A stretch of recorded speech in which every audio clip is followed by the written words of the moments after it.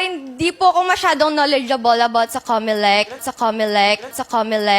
Kilala ang It's Showtime sa masiglang musika, nakakatawang biruan at nakasisilaw na mga palabas. Pero noong Pebrero 8, 2025, biglang nagiba ang ihip ng hangin.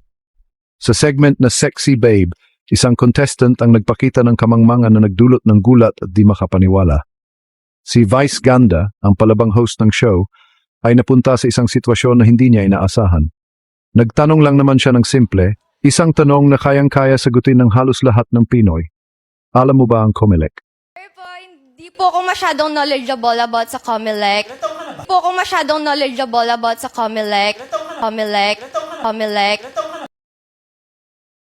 Ang sagot ng contestant ay gumulantang sa buong studio. Ano po yun?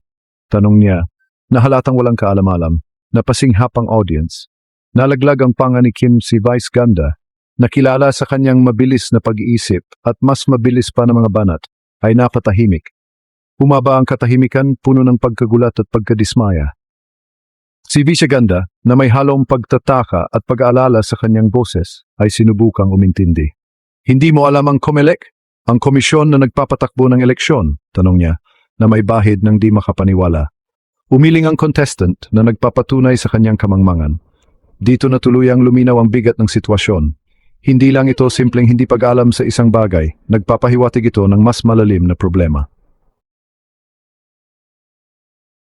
Ang internet, na kilalang lugar para sa mabilis na reaksyon, ay sumabog.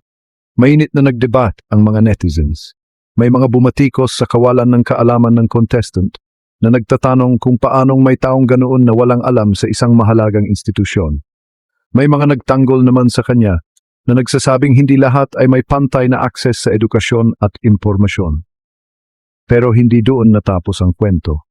Parang isang plot twist sa isang nakakapanabik na drama, nahukay ng internet ang nakaraan ng contestant.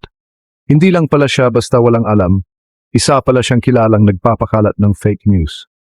Lumitaw ang mga social media posts na puno ng maling impormasyon at nakakasuklam na mga salita, lahat konektado sa kanya. Mas lalong dumilim ang buong pangyayari dahil sa revelasyon na ito. Hindi na lang ito tungkol sa kawalan ng kaalaman sa pagkamamayan. Tungkol na rin ito sa aktibong pakikilahok sa pagpapakalat ng kasinungalingan at panlilinlang. Ang responsibilidad ay hindi lang sa mga individual, kundi pati na rin sa mga institusyong pang-edukasyon, mga organisasyon ng media, at mga gumagawa ng batas.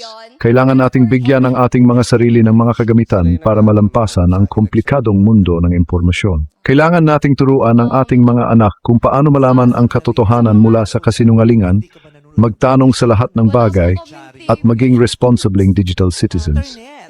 Ang kinabukasan ng ating demokrasya ay nakasalalay dito. Thank you all for watching this here video.